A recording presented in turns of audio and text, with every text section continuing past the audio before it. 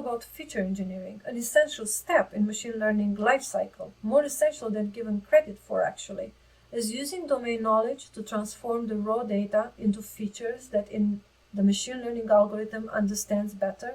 It's key to the success of the machine learning algorithm and the machine learning model. Feature engineering would easily deserve a course by itself, as probably the most important thing to remember in machine learning is that your machine learning model is as good as your data is. No, cross that.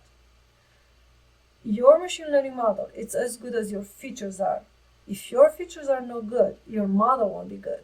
We tend to think as the data is the most important piece of ML, but in fact it runs much deeper than that. It's the way we use the data and think about the data that makes the difference. So first of all, do we need all the data collected? This is where the domain expertise is precious. More data is not necessarily better data, but relevant, meaningful data is. If a house, for example, is on the market and it hasn't been sold, maybe the 8 digits long listing ID or the land width and land or the color of the roof wouldn't have made a difference. That's unless you have reasons to believe that maybe the color of the roof or all these things that I mentioned are essential to sold no sold and not recorded otherwise. So maybe it could be the realtor branding or the material, quality material. Note that this was not a data science example, a rocket science example, but you can think of other tasks and harder to come by mix of features that could tremendously help the machine learning better connect the data with the target of interest. This intuition sort of what information would a human use to predict, it's often more art than science, and like in art, more practice makes perfect. So domain knowledge and previous feature engineering experience with similar problems, similar data will definitely help. Can also leverage some of the exploratory data analysis observations to select or reduce number of features in your data set. Something like removing some of the correlated features if you found any during your exploratory data analysis stage. Although there are other techniques out there to help automate feature importance, feature ranking, and feature selection, thinking up front about your features and about your algorithm is likely to lead to much better models. When I say better, I mean smaller and faster, better models. Once you decided on those meaningful features to train your machine learning model on, by the way, let's not quite be done with the meaningful part yet. Let's take the land, width, and length, for example. Those two features can be useless by themselves, but informative together. The land area, so to speak, the product of the width and length, would be more relevant to the task of hand, sold or not sold house. If the land area wasn't in your initial raw data, you just used the original numerical features to construct a new one, a more relevant new feature to better expose data structure or relevant information in the data to your machine learning algorithm. So whenever possible, consider combination of features, multiplication, divisions, anything else, or consider transformations of features and or labels. This may be a transformation to a new unit, say from pounds to ounces or the other way around, or a decomposition into more components. For example, from ounces you can go back to pounds or pounds and ounces. Think the shipping weight to price relationship, or more other interesting transformations such as scoring or using logarithms. With combinations of features, don't stop at multiplying two features. You can also consider polynomial features. You can generate polynomial and interaction features for one or more features, consisting of all polynomial of particular degree. For example, if an input sample, it's a two-dimensional form A and B, say you have two numerical features A and B, you can add all the degree 2 polynomials of those two features, like A, B, 1, A square, B square, and even interaction combination of features as AB, A times B. So once you start doing this, the total number of features can grow very quickly. Imagine if you want to add a polynomial of degree 10, there will be many new features added to your data set. Oh well, go ahead, generate new features, and use some dimensionality reduction techniques later on to as needed. Now, automatic feature extraction or manual feature extraction, anything, it's fair game as long as it helps the model better see or better understand and discover patterns in the dataset. Now, notice that the intuition, what information would a human use to make predictions, and often more art than science, it's still staying on this slide. So it applies to feature manipulation, feature construction as well. So if this all looks like handcrafting features, to some degree it is. However, try not to overthink or include too much manual logic, because at the end of the day, you're still planning to use some machine learning techniques on this data set. But setting the course right or weeding out irrelevant information up front usually helps. Speaking of handcrafted features, the process doesn't stop at numerical features, that is. Quite the contrary. How to show or how to share with a machine all the information that a human would use to predict, like the information that comes in strings or text, or features that look numerical but they don't have a numerical representation, so to speak. Think of length zone number 1 or length zone number 2. Those numbers don't really mean anything. We'd have to figure out a way how to transform these features, these non-numerical features, into numerical ones, as most machine learning algorithms only take in numbers, right? That's the only thing they know. The process of extracting code-friendly, meaningful numerical features from the categorical features, it's usually called encoding categoricals, and we will discuss a few options shortly. The process of extracting code-friendly numerical features from the text features, it's called text vectorization, and we'll also discuss a few options shortly. The only thing to be aware of this point is that feature construction, encoding categoricals, and text vectorization can significantly increase the size of the training dataset. And so, again, using different feature importance scoring or feature selection methods to reduce model dimensionality is highly recommended. So maybe your data isn't all numbers, or it's numbers but with no natural numerical meaning. Maybe you've got a feature recording color like green, red, and blue here. Or a feature recording is fraud like false or true. There will be categorical data, also called discrete features, as the unique values of categories are limited to a finite discrete set. If we try to fit this data into most machine learning algorithms, it won't work. So we need to transform this into data that our machine learning algorithms can understand and work with it. Transform it somehow into numbers, that's it. One way to deal with this would be to literally assign or map the categoricals to numerical features, transformation called encoding. Something like this. For size, large, mediums, and small, we can assign L to free, 2 to L, 3 to L, 2 to M, 1 to S, and the same for the color, green, red, and blue. We can assign 1 to green, 2 to red, and 3 to blue. Adding here a note to distinguish between those categoricals for which order is implicit, like size here, they are called ordinals, and those categoricals for which their unique categories are not inherently ordered, like color here, they are called nominals. While mapping works great with a few, like 3 here, categories, real-life datasets might have many categoricals to encode, with even more categories each.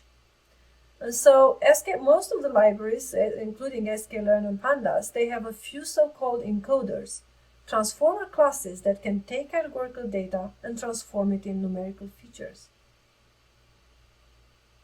Here is the first one. From sklearn preprocessing module, it's called label encoder. It mainly encodes target labels with values between 0 and how many classes we have, -1. So it is mainly built to encode the target label values and not the input features X. However, it can also be used to encode one categorical feature alone, as shown here for the color feature of our toy dataset, producing the expected 0, 1, 2 outcome, as we have 3 categories in the color feature. So the way the label encoder works, the first takes the strings, green, red, and blue, identifies the 3 different classes or colors, and then assigns to each color an integer value starting from 0 to how many categories it found minus 1, translating the categorical features of strings into the numerical corresponding features.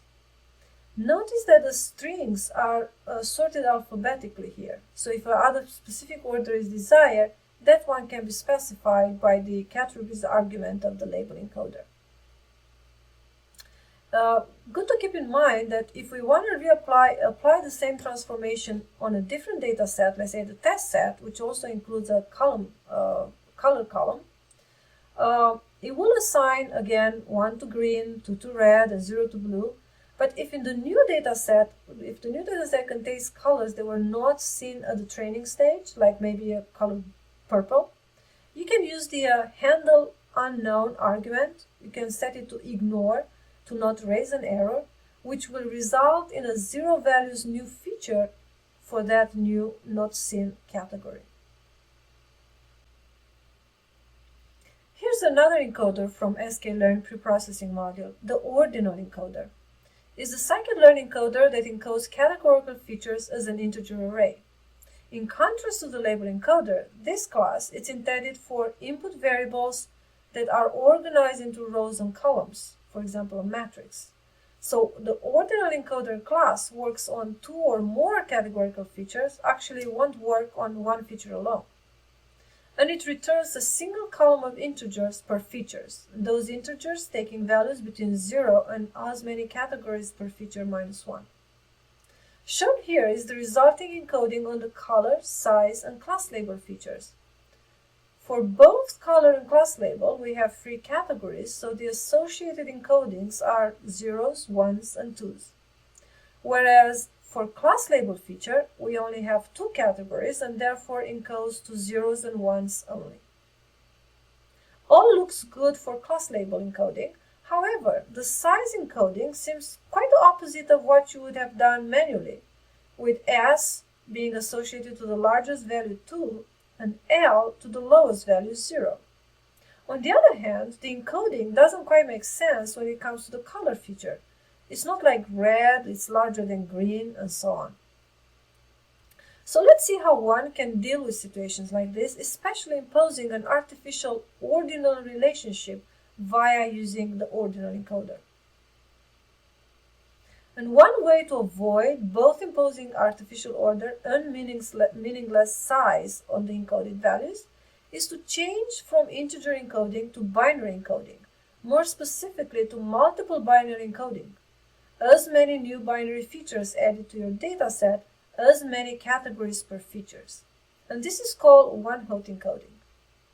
So the way one-hot encoding works in practice, it replaces the original categorical feature with n categories new binary features. And yes, that could be quite a few new binary features added to your dataset depending on how many categories per features you have in there.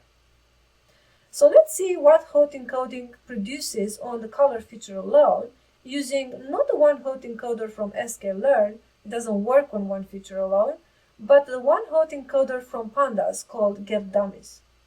While the encoding is basically identical, no matter which encoder we're going to use, getdummies also automatically labels the new features using the original name of the features and its distinct categories, making it easier to follow.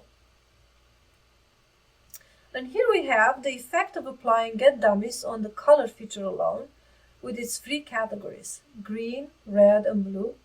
So the effect is the removal of the original feature from the dataset and the addition of 3 brand new, alphabetically sorted again features, color blue, color green, and color red. Each binary feature has 1s where its respective color appears and 0s elsewhere, just as shown. Now, for some machine learning algorithms, like linear regression in particular, the new binary feature introduces some technical difficulties, as one of the binary features basically depends on the other ones. For example, if we have the information from color blue and color green, like we know it's a 1 in there because we have a green, we know it's going to be a 0 in the red column. And if we have a 0 for blue and a 0 for green, we know it's going to have to be a 1 for the color red. And the same for the last example. If we know we have a 1 for blue and a 0 for green, definitely would be a 0 in the color red. So this one of the columns, pick up one, it will depend on the other ones. For example, the color red column here, being a redundant column or a redundant feature, we usually call it in machine learning a dummy variable. So it's better to be dropped to avoid some mentioned difficulties with linear regression, in particular when the data matrix is singular, meaning it cannot be inverted, so you cannot compute the solution for the linear regression. Now, both scikit-learn one-hot encoder and the getdummies from pandas, they both have the option to drop one of the new binary features, usually the first one. In which case, the final count of new binary features added to your dataset by one-hot encoding will be the number of categories minus 1. Now, encoding with many categories. Unless we use ordinal encoders, integer encoding, with one hot encoder or the getdummies from pandas, we expect the number of the new features, right, the size of the new training data set to increase dramatically, depending on how many categories per features we have. And there could be hundreds or thousands per one categorical feature at a time. And this could be a problem, in particular for some specific scenarios like zip codes. Now, although most of the machine learning algorithm will be able to handle 100 or 1,000 new binary features, it's still best practice to reduce the number of new binary features if you can.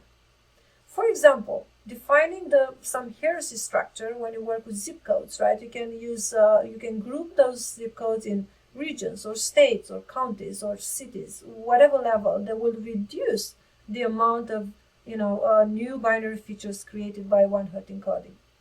Another example would be creating some, if you use user demographic data sets, you can create age groups, right, to reduce the amount of or the number of new binary features that you add to the data set, and therefore the dimensionality of your model. Another good option for encoding with many categories is target encoding. Rightfully named, unlike the other encodings, the target, or the mean, also known as the mean encoding, uses the target variable to generate encodings for its categorical features. An example shown here, averaging the target value for each category and then replacing those categorical values with the average target values. For example, for the x1 variable that we have in the left table, we have a category A that's mostly assigned to if we add all the targets, we get 3 out of 5. So with the target value for that category A will be 0.6, 3 divided by 5. Again, in x1 variable, we also have a category B for which the average target value will be 0.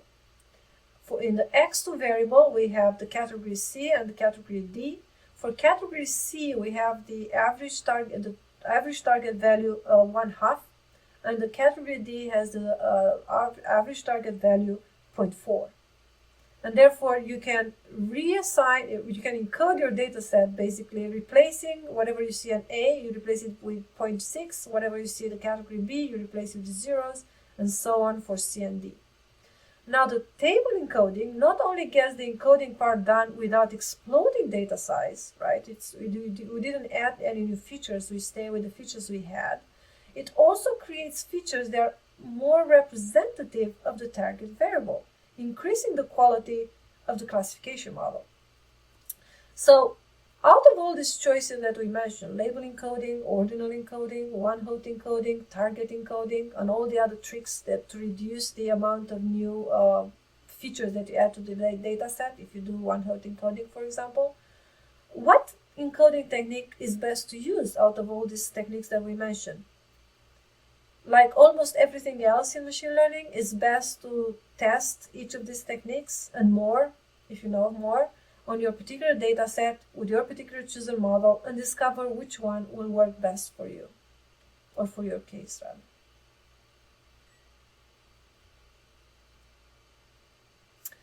Let's see how we deal with text data and text features now, and how do we go from raw data to machine learning friendly numerical data that can be used with any machine learning algorithm of choice to train a desired machine learning model.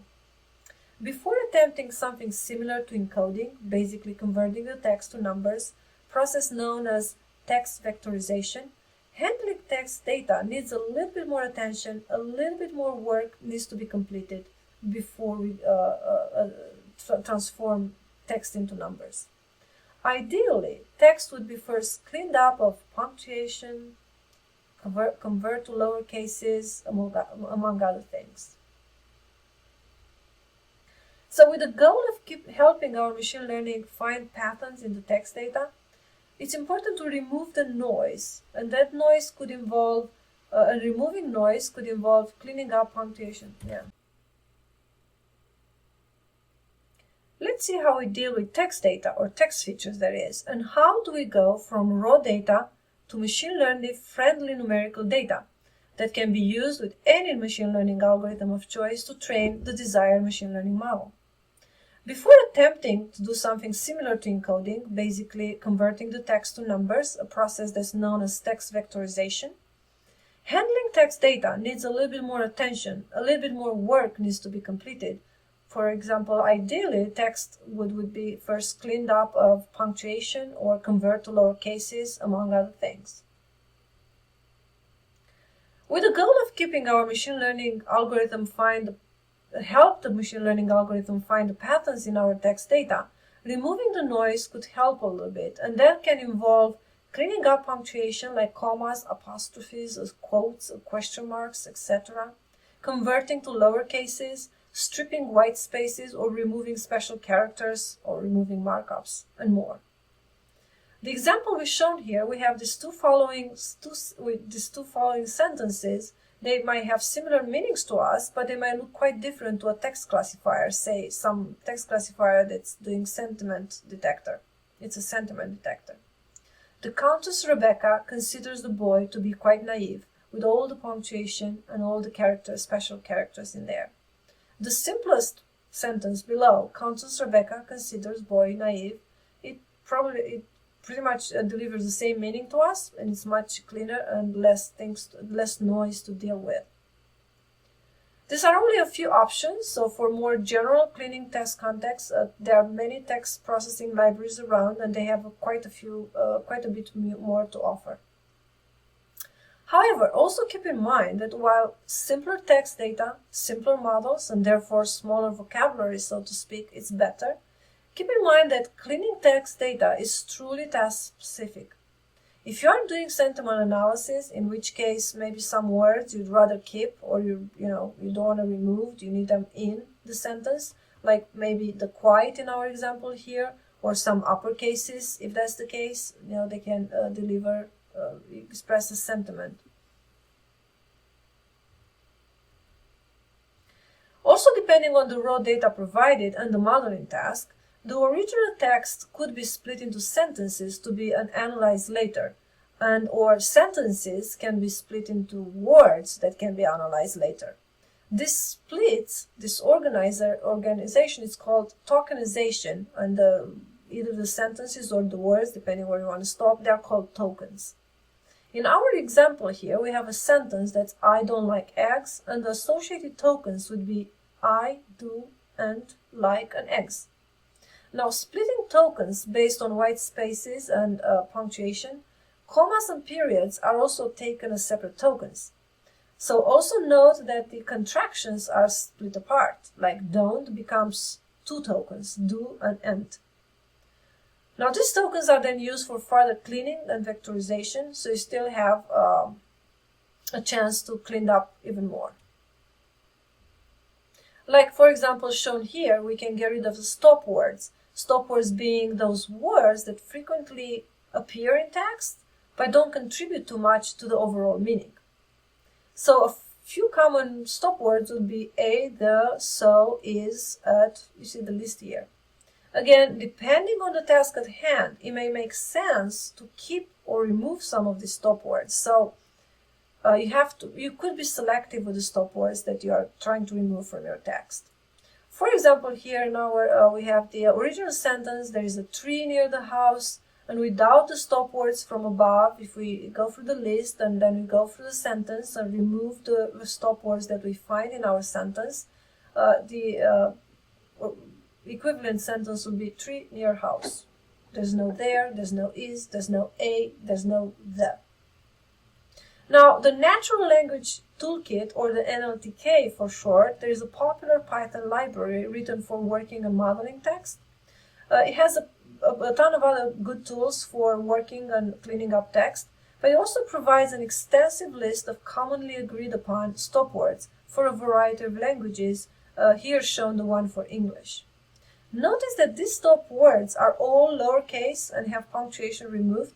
So if your text or tokens need, if you apply stop word removal on your text or tokens, you want to make sure that your tokens are pre-processed, cleaned up to the standards, to these particular standards, to be able to find and remove those stop words from your particular text. You can also add more stop words as needed to your cleaning process, or in fact, you can pretty much go the other way around and allow some of these stop words in your text. Again, it all depends on your particular task. Maybe, for example, you see here against, it's a meaningful word that you want to have in there for your binary text classification, for example, on maybe product reviews, positive or negative reviews. To further reduce the vocabulary and focus on the general meaning of the words rather than deeper meaning words can be further reduced to their roots.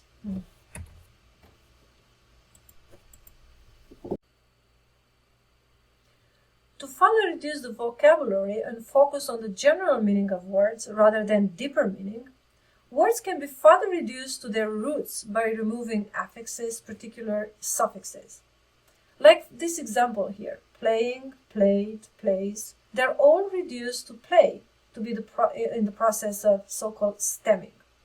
While not perfect, at least for English language shown here, it doesn't usually work with some irregular forms for irregular verbs, thought, brought, etc. There are many stemmings that may be experimented with for your dataset, along with other lexicon-based cleaning options such as lemmatization, which is a more advanced lexicon-based cleaning, as it uses a lookup dictionary to reduce words to their roots or lemma, and such handles more situations and usually works better than stemming. So, however, there are many things that you can try, and with most things on cleaning up, lexicon-based cleaning up text, and with most things in ML, do some research, try different stemmers or lemmatization techniques, and choose the one that works best for your data, your task, and your model. It's also worth mentioning at this point that the text we shown here were very small and would be cleaned and processed pretty quickly, and this will not always be the case with real-life, long, messy text data, and be aware that text processing actually might take a while to complete. The cleaned, pre-processed text data is now ready to be converted to numericals. A simple and effective way to do that, convert text data to numerical feature, is the bag of words method, which ignores the order of information or the meaning of the words and concentrates only on the occurrence of those words in documents, being all your text or sentences of your text, depending again on your particular task. So bag of words assign to each word in a document a number, either 0 and ones or counts or some frequencies. For example, if we consider these 3 documents, each containing the following words: it is a dog, my cat is old, it is not a dog, it is a wolf. The binary bag of word method first looks over all these 3 documents provided and creates a so-called vocabulary of all words encountered across all the text given. The vocabulary is listed here at the top for us alphabetically: a, cat, dog, is, it, my, not old, wolf. Please note that this is a fixed length vocabulary of 9 words. Now, according to the position of words in this vocabulary, the binary version of bag of words assigned to each document a 9-dimensional vector filled in with 0 and 1s, much like the one Hot Encoder. Where the respective word appears, you get a 1, otherwise you get a 0. If we account for how many times a word occurs in a document, the word counts would look like this. Note the 2's assigned to a, is, and it in the last document, because those words indeed, if you look, occur twice in the document. Now, one step further from just word counts is to highlight the occurrence, should we say importance, of some words in a document. We can simply look up the number of times the term occurs in that particular document. So dividing the number of times the term occurs in the document by the total number of terms in that document. This is called term frequency, or TF for short, and it's basically increasing the weights of common words in a document. So shown here for our free documents, while in the first and the second documents all words have the same level or occurrence, so importance or weight, they basically have the same TF or term frequencies across the document. We notice that in the third document, indeed the more popular words, a, is, it, they have a higher term frequency, 0.22 versus 0.11 for the other words. Now, depending on the particular task or machine learning problem, you might be interested not in how popular a word is in an individual document, but rather how rare that word is across all documents, all free documents in our case here. So, for example, highly frequent words such as us, a, is, and it, words here in the third document, will dominate the document while not containing as much informational content to the document as the rarer ones, perhaps maybe cat or wolf. In which case, you'd like to decrease the weights of commonly used words and increase the weights for the rare words in the whole vocabulary. One way to achieve this is to compute the so-called term inverse document frequency, or IDF for short, as shown here in a smoother version, basically adding ones to avoid dividing by zeros. Now, how this works in practice, for example, for the word cat here, that occurs only once in one of the free documents, would be the IDF will be computed this way. Log of free documents divided by one document plus one, so plus one at the end, will end up being 1.18. Whereas the word is, that occurs in all free documents, not in just one, would be free documents divided by free documents plus one, out of the log plus one, ends up being 0.87, which is much lower than the IDF of the word cat. And thus, the IDF of a rare item, or a rare term here, it's high, whereas the IDF of a frequent term will be likely to be lower. The term frequency, along with the inverse doc frequencies, can be combined to compute what's popularly called TF-IDFs. Basically, rescaling the frequencies of words by how often they appear in all documents, so that the scores for frequent words like a, is, and it, they are also frequent across all documents. The scores for these frequent words that also are frequent across all documents is penalized. So the weighting words across all vocabulary in individual documents, the TIFDF scores highlight words that are potentially containing more useful information in a given document. For example, while all 4 words in the second document were equally seen through the term frequency scores, the TIFDF scores changed this to highlight the importance of cat, or my, or old for that matter, that is a rare word in the vocabulary versus, say, is. And so it has a higher TIFDF score than is. Now, the scikit-learn library offers easy-to-use tools to perform both tokenization and vectorization of the text data. And here's the binary bag of words in action with the so-called count vectorizer from scikit-learn feature extraction.txt module. For these three documents here, this is the first document, this is the second document, and the third one, the count vectorizer at fit method creates the 9 words long vocabulary, it just happens to be 9 words again. And with the transform method on all the free sentences, it's vectorizing all free sentences just like shown here.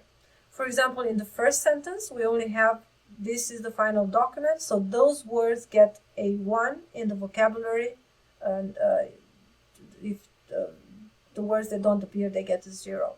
Now note the binary equals true in the call on count vectorizer here, because if you replace the one with binary equals false, you would produce the word count instead. In which case would probably be the same for these particular free sentences, because we don't really have repeat words in our documents here. Similarly, there is a TIFDF vectorizer in sklearn that can convert the collection of your text documents to a matrix of TIFDF's features, frequencies. That is frequencies. If you use the use IDF equals true, you're going to compute the TIFDF features, and if you use the use IDF equals false, you will only have the term frequencies.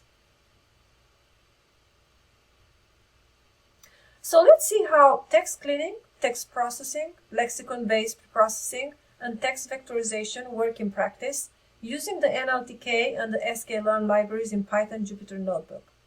Let's open the Jupyter Notebook for a walkthrough.